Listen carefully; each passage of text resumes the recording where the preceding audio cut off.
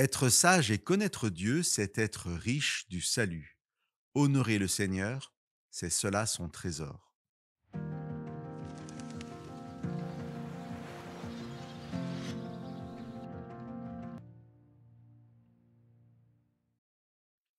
Être sage et connaître Dieu.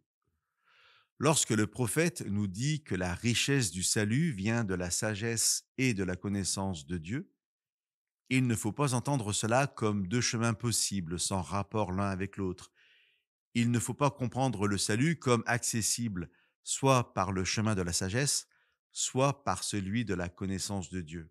Ésaïe nous rappelle au contraire qu'il n'y a qu'un chemin pour être riche du salut, qui est la sagesse de la connaissance de Dieu.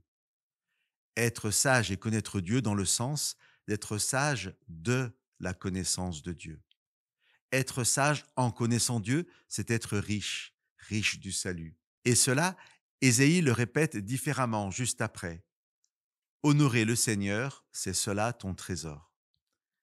Chers amis, je vous partage en écho à ce verset du livre d'Ésaïe les premiers versets du chapitre 2 du livre des Proverbes de Salomon.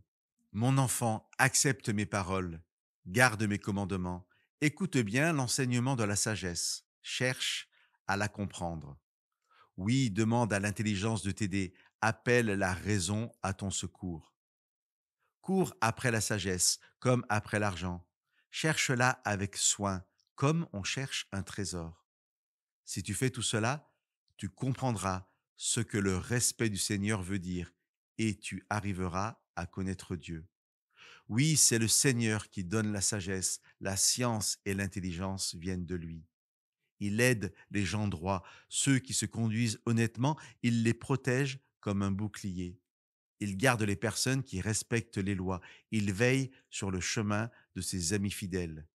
Si tu m'écoutes, tu vas savoir ceci. Être juste, respecter les lois et être honnête, c'est le chemin qui conduit au bonheur. Que Dieu nous bénisse.